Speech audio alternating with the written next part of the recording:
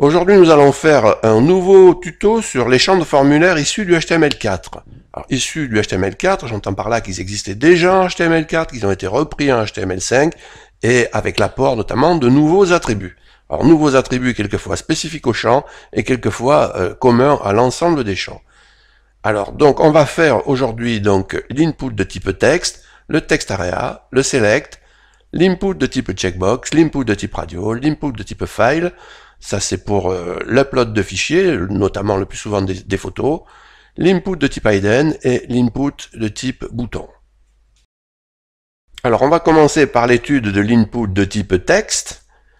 Donc, pour ça, j'ai chargé dans Notepad et dans Chrome un fichier qui contient un formulaire avec, évidemment, une entrée de type texte. Donc par défaut, ça donne ça, ce que vous voyez à droite de l'écran. Donc vous voyez que le type texte, on ne lui a pas précisé de taille, il a une taille par défaut qui est environ de 25 caractères. On peut, si on veut, mettre une taille différente. On va mettre, avec l'attribut size, on va mettre un entier pour avoir une taille de 10 caractères. Donc on devrait diminuer ici la taille. On peut aussi demander un nombre de caractères maximum, max length. Donc là, ça va nous donner le nombre de caractères maximum que l'on peut saisir dans le champ. Donc je vais rafraîchir. Donc vous allez voir qu'on peut mettre, alors, 1, 2, 3, 4, 5, 6, 7, 8, 9, 10. 1, 2, 3, 4, 5. Là, j'essaie de rentrer des deux. Vous voyez, j'ai rentré 15 caractères et je ne peux pas en rentrer plus. Alors, cet attribut de type texte a une valeur par défaut qui est vide, enfin le champ est vide par défaut. Vous pouvez mettre un contenu par défaut en utilisant l'attribut value. On va mettre ici, je sais pas moi, alors mon identifiant.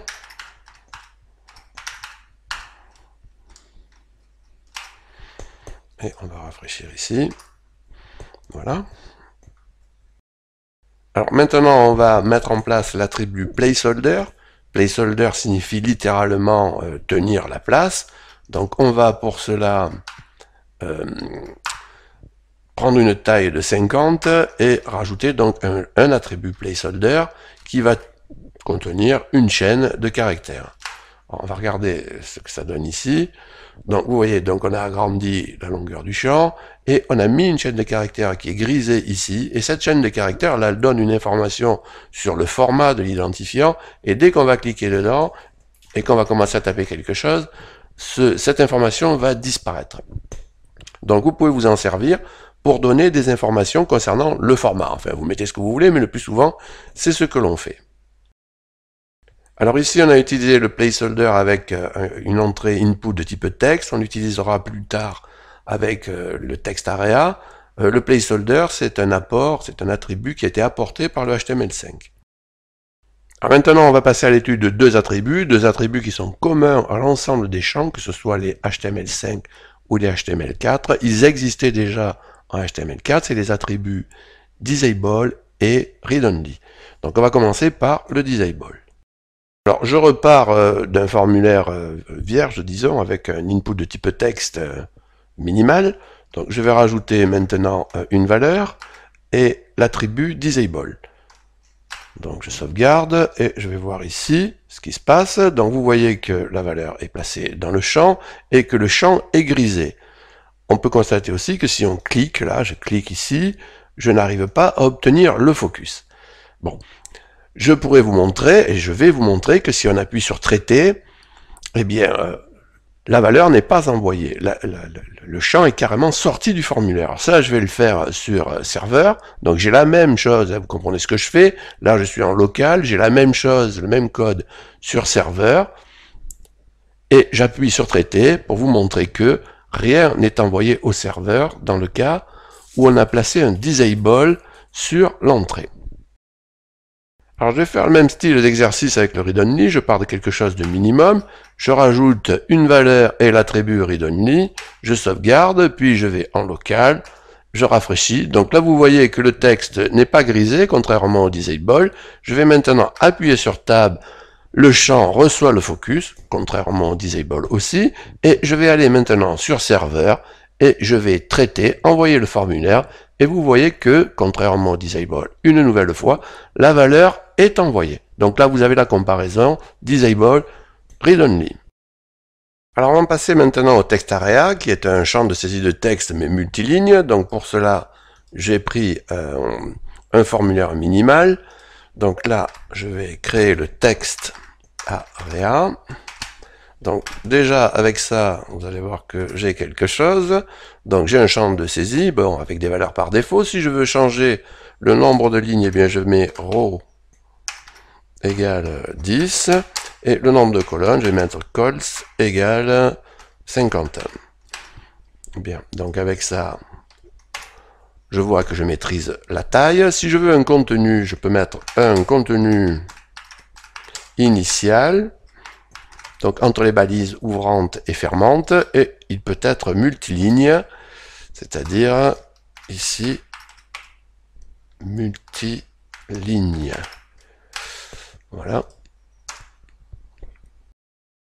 Alors si vous êtes gêné par la détection des fautes, ce qui est toujours possible, et notamment si vous mettez du code informatique, alors là, il va tout souligner. Alors vous pouvez utiliser l'attribut spellcheck, ici, et vous le mettez à false. Et là, il devrait quand même arrêter de vous embêter, vous voyez. Alors vous pouvez demander aussi à limiter la taille du contenu saisi en utilisant max length. On va mettre 50. Donc, on va essayer de saisir du texte et on va être bloqué. Donc ça, c'est HTML5 pour le texte area, alors que ça existait déjà dans l'input de type texte en HTML4.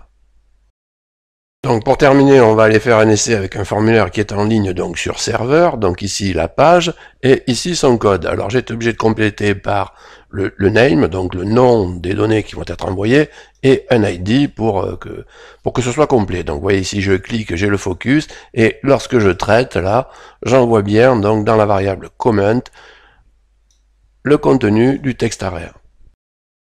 Alors on va passer au select. Donc pour ça, toujours pareil, je vais partir d'un formulaire vide quasiment, au minimum, puisqu'il y a juste une entrée de type submit. Donc je vais mettre un élément select. Donc l'élément select avec son attribut name pour nommer les données. Je vais mettre un élément option ici, avec un contenu RC Toulon contre Saracens. Donc là déjà on se demande ce que c'est. Ensuite, je vais en rajouter un Leinster contre Munster. Là, vous devriez avoir deviné. Et je continue, Racing ASM, et là, Pau Agen. Alors, si vous n'avez pas compris, il faut quitter le tuto, là. Hein, ça ne va pas le faire. Bien, donc, je sauvegarde. Je regarde ici ce qui se passe. Donc là, j'ai donc une liste de choix. Et je peux choisir un choix parmi cette liste. Alors ici, je passe sur serveur. Ça veut dire que sur le serveur, j'ai le même code. J'ai déjà fait ça plusieurs reprises, je choisis ce match-là, et voilà ce que je reçois de l'autre côté. Alors je reçois finalement ce qui est contenu là, entre les balises options. Alors on peut demander à envoyer une valeur, donc vous voyez, on utilise ici l'attribut value, et on lui met une chaîne de caractères, on met 1 ici, on met 2 là, 3 et 4. Et on va regarder ce que l'on obtient du côté du serveur. Alors du côté du serveur, je vais vous montrer, donc j'ai fait évoluer le codage aussi, donc qu'est-ce que j'obtiens? Évidemment, je choisis Pau Agen, je traite et j'obtiens le 4 qui est affecté au value de cette alternative.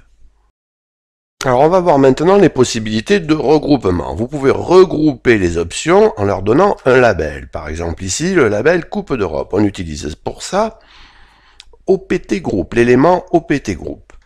Alors vous voyez, on encapsule les options là qu'on va labelliser Coupe d'Europe entre les balises ouvrantes et fermantes. Et on fait pareil ici. D'accord? Donc on va regarder là ce que ça fait. Et vous voyez ici que là vous avez l'image de Coupe d'Europe. Il n'y a d'ailleurs que des équipes qui l'ont gagné. Et ici, les gens qui s'amusent en top 14 et qui n'ont jamais gagné la Coupe d'Europe. Voilà. Alors maintenant, on va faire une sélection multiple. Alors, on va repartir de notre select de base, Et pour faire notre sélection multiple, on va commencer par rajouter des crochets à la variable match, parce que on va envoyer maintenant un tableau. Et ensuite, on va rajouter l'attribut multiple. Bien, on va regarder ici. Donc, vous voyez que maintenant, on a la possibilité de sélectionner plusieurs alternatives. Alors, je vais sur serveur, toujours pareil, je sélectionne plusieurs alternatives, c'est le même code, et j'envoie, et vous voyez que là, maintenant, je reçois un tableau avec les différentes valeurs. Alors, on va faire maintenant l'input de type checkbox, la case à cocher, donc j'ai pris un code pré-rempli. Là, ici, il y a un input qui est vierge, disons, donc il faut mettre dedans l'attribut type égal à checkbox. Ensuite, on va lui donner un nom pour le nom de la variable PHP, et ensuite on va donner un identificateur pour le relier au label. Donc ça donne ce code au niveau HTML. Donc je vais passer sur serveur maintenant avec le même code. On va regarder dans un premier temps ce qui est envoyé lorsque rien n'est coché. Vous voyez que rien n'est envoyé lorsque ce n'est pas coché. Et si c'est coché, regardez ce qui est envoyé. Choix est égal à on. Alors j'ai pas envie d'envoyer la valeur on lorsque c'est coché, la valeur par défaut, donc je vais choisir un value, je vais mettre par exemple 1, je vais sauvegarder ici, donc à ce niveau-là ça ne change rien, l'aperçu en local ne change rien, je vais sur serveur, donc là j'ai le même code, je vais faire CTRL U, ça ira plus vite, donc là j'ai le même code, j'ai mis value égale à 1, et donc je traite, je coche, et vous voyez que là choix vaut 1, et si ça n'est pas coché, c'est toujours la même chose, il n'enverra rien. Ce que je voudrais maintenant, c'est que la case soit cochée lorsque je charge la page, donc pour ça je vais mettre l'attribut checked. Voilà, je rafraîchis, et la case est cochée lorsqu'on charge la page. Alors on va travailler maintenant sur un checkbox à choix multiples. Alors voilà comment j'ai procédé. Donc j'ai placé un label, j'ai utilisé la deuxième forme du label, c'est-à-dire que j'ai encapsulé l'input dedans. Donc pour l'input, vous voyez que j'ai mis un ID 1, pour le choix 1. J'ai mis, alors ça c'est important, au niveau de la valeur name, un choix avec un crochet ouvrant, un crochet fermant, pour indiquer que ce sera un tableau. Et bon, sinon c'est un type checkbox avec la valeur 1. Alors au niveau du label, il est stylé de cette manière-là, il est en display block, il y a un petit padding et un curseur qui est égal à pointeur pour agrandir la zone de clic. Alors j'ai deux autres choix, le choix 2 et le choix 3 qui sont conçus avec la même logique. Bien, donc ici, voilà ce que ça donne. Alors, si je vais sur serveur, donc j'ai le même code sur serveur, que je coche l'option 1, l'option 3, j'envoie, je traite, et vous voyez que je reçois cette fois un tableau de choix avec deux entrées, donc j'ai choisi le 1 et le 3. Alors, ce qu'il faut remarquer, surtout, c'est que là, vous voyez, on a agrandi la zone de clic. Là, vous cochez n'importe où, et vous cochez, décochez la coche. Alors ça, c'est très important sur smartphone, parce que amusez-vous à aller cocher, à aller attraper ça sur un smartphone. Si vous n'aviez pas le label et la zone de clic agrandie, vous pouvez essayer. Bon, là, c'est impératif sur smartphone. Alors, on passe maintenant à l'input de type radio. Donc, je pars d'un code qui ressemble à celui qu'on vient d'utiliser pour le checkbox. Alors, les différences, vous avez ici, bon, la plus importante, évidemment, ici, le type est égal à radio. Bon. Ce qui est important aussi, c'est qu'ici, on va envoyer une valeur et une seule. Il n'y a donc pas le crochet ouvrant, crochet fermant pour que ce soit un tableau, puisqu'il n'y aura qu'une seule valeur d'envoyer. Et le value ici est obligatoire. On ne peut pas prendre une valeur par défaut, étant donné que si y en avait deux, ce serait la même, et on ne pourrait pas savoir lequel est coché. Alors, ce qu'on fait ici, donc on a stylé les labels de la même manière, hein, et donc je vais rajouter deux choix supplémentaires. Donc, vous voyez qu'ici, c'est très important, le nom est identique pour les trois, c'est ce qui fait le radio. Il faut vraiment mettre un nom qui soit identique, c'est ce qui permet de, lorsqu'on coche, alors on va regarder, est-ce que j'ai sauvé? Non, j'ai pas sauvé, et je vais rafraîchir, donc vous voyez quand je coche un, si ça a le même nom, je coche l'autre, ça décoche celui d'avant. Alors, on va regarder sur serveur ce que ça donne. Je vais cocher le 2, je vais traiter, et là je reçois non pas un tableau, mais une seule valeur, une seule variable qui vaut 2. Alors de la même manière que pour les checkbox, le fait d'utiliser un curseur pointer, un label display block ici, ça agrandit la zone de clic, hein, et sur smartphone c'est important, ça permet d'éviter d'aller chercher cette petite puce pour cocher le tout. Alors, on va faire maintenant l'input de type file, donc pour uploader des fichiers, donc le plus souvent on upload des images. Donc on part d'une trame, toujours à peu près le même style de trame, donc on a un input qui attend d'être rempli. Donc on le remplit d'abord avec un type file pour les fichiers, on lui met un nom, user file, pour identifier les données, et on lui met un ID fichier pour se repérer par rapport au label. Bien, donc je rafraîchis, vous voyez que là, j'ai la possibilité de choisir un fichier. Bon, je vais passer sur serveur pour voir ce que je peux faire. Donc là, j'ai la possibilité de choisir un fichier, mais là, je vais le faire. C'est-à-dire, je vais aller sur le bureau, et je vais prendre input file multiple. Bon, vous voyez que si je choisis un, j'efface l'autre, ici, là, à cet endroit-là. Donc, je ne peux envoyer qu'un seul fichier par ce moyen. D'accord? Bien. Donc, je traite, et vous voyez que de l'autre côté, j'ai envoyé input file multiple.html. Alors c'est bien beau tout ça, mais si je veux envoyer plusieurs fichiers, par exemple 2, qu'est-ce que je peux faire?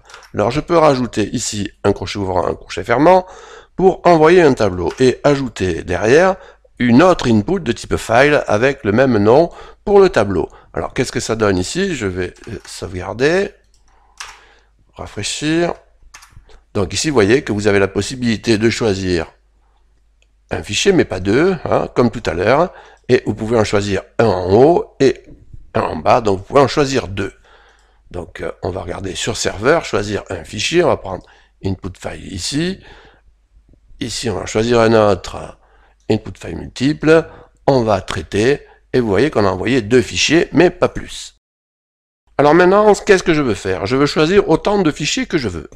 Donc qu'est-ce que je vais faire? Je vais choisir toujours un type file, je vais toujours donner un nom, mais avec un tableau, attention, puisque je veux en choisir autant que je veux, il y en a plusieurs, et je vais prendre l'attribut multiple. Alors qu'est-ce que ça va donner? Ça. Alors je vais sur serveur directement, je sélectionne, là je peux sélectionner un premier fichier, il faut appuyer sur CTRL pour sélectionner le deuxième. Vous voyez qu'ici ça s'ajoute, vous avez déjà dû voir ça, et je vais mettre le troisième par exemple, je vais m'arrêter là. Voilà, j'ai sélectionné mes trois fichiers, je traite, et vous voyez que de l'autre côté, je reçois un tableau avec l'ensemble des noms. Alors maintenant, on va passer à l'input de type hidden, donc le champ caché. Alors pour ça, donc, on part toujours d'une trame. Vous voyez qu'ici, il n'y a pas de label, il y a input prêt à être rempli. Donc, il faut choisir le type, donc ici hidden, le nom, info, on va dire, et la valeur info à stocker. Donc ça, ici, je passe directement sur serveur, donc c'est caché, ça ne se voit pas. Bon, vous pouvez vérifier, ici c'est le même code, vous voyez. Bon, j'envoie ça, je demande le traitement sur serveur, et vous voyez que là, c'est pareil qu'un type texte, sauf que c'est pas affiché. Le name info prend la valeur info à stocker, et on le retrouve du côté serveur. C'est la même chose qu'un type texte que l'on ne voit pas. Donc ça, c'est très utile parce que vous avez des pages web qui reçoivent des informations et vous voulez renvoyer ces informations dans le formulaire, donc vous les stockez dans le formulaire. Bien, alors on va faire le dernier, l'input de type bouton. Alors qu'est-ce qu'on veut faire ici? Alors on veut déclencher un calcul, calculer avant de traiter, mais sans soumettre le formulaire. Alors pour ça, on a encore un input de type bouton, button, et on va lui donner la valeur calculée. Donc imaginez, on va regarder là, ce que ça fait. Donc imaginez que vous vouliez faire un crédit, vous appuyez sur calculer là, ici pour calculer vos mensualités, et une fois que vous avez vos mensualités, que ça vous convient, eh bien vous faites votre demande et vous appuyez sur traiter. Voilà à quoi ça sert, hein, et le calcul sera fait probablement en JavaScript. Alors voilà, ce tutoriel est terminé, j'en ai pas mal bavé. Alors si vous êtes arrivé au bout et que ça vous a plu, un petit pouce vers le haut, ce serait pas du luxe. Et je vous dis à bientôt.